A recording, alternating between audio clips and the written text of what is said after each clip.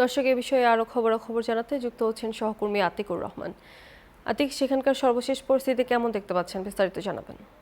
ধন্যবাদ তোমা। আপনি জানেন যে টাঙ্গাইলের গোপালপুর এবং ভুয়াপুরের দুটি গ্রামের মধ্যে আধিপত্য বিস্তার কেন্দ্র করে একটি সংঘর্ষ ঘটনা ঘটে এবং এই সংঘর্ষের ঘটনায় কিন্তু একজন নিহত হয় এবং এই সংঘর্ষের ঘটনায় বেশ কিছু ঘরবাড়িতে কিন্তু অগ্নি সংযোগ দেওয়া হয় এবং এই যে অগ্নি সংযোগের কারণে আসলে এই গ্রামের অর্থাৎ গোলপেঁচা এবং জগৎপুর এই দুইটি গ্রামের মধ্যে কিন্তু সংঘর্ষ সৃষ্টি হয়। অর্থাৎ গতকাল বৃহস্পতিবার কিন্তু এই যে দোকানের যে বাকি খাওয়া কেন্দ্র করে এই আধিপত্য বিস্তার সংঘর্ষ হয় এবং আজ কিন্তু সকাল থেকেই দফায় দফায় এই সংঘর্ষ চলে এবং পুলিশ প্রশাসন তাদের আসলে 144 দ্বারা জারি করেন গতকাল রাতে, কিন্তু 144 দ্বারা নিষেধাজ্ঞা ভঙ্গ করেই কিন্তু তারপরেও এই সংঘর্ষ ঘটনা কিন্তু তারা ঘটায় এবং এই গ্রামের যারা রয়েছেন বেশ কিছু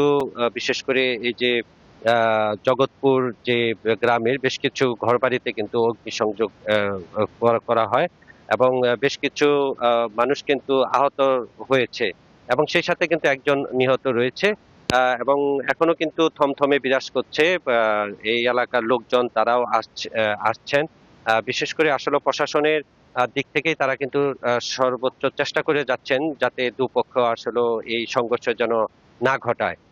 এই যে ঘটনাকে কেন্দ্র করে আসলে একজন নিহতর ঘটনা সেটিও কিন্তু আমরা দেখেছি। তো সবকিছু মিলিয়ে তোমা বলা চলে যে এখনো কিন্তু এই অঞ্চলের থমথম বিরাজ করছে এবং 144 দ্বারাও কিন্তু এখন পর্যন্ত বলবৎ রয়েছে। তবে আমরা দেখেছি প্রশাসন অনেকেই তারা বিভিন্ন পয়েন্টে রয়েছে এবং সাধারণ যারা জনগণ রয়েছেন তারাও কিন্তু বিভিন্ন জায়গায় তারা জড়ো হয়ে রয়েছে। তো সবকিছু মিলে এই ছিল আমার কাছে সর্বশেষ। টাঙ্গাইল থেকে ফিরে যাচ্ছি স্টুডিওতে। তোমা। আতিক, ধন্যবাদ আপনাকে।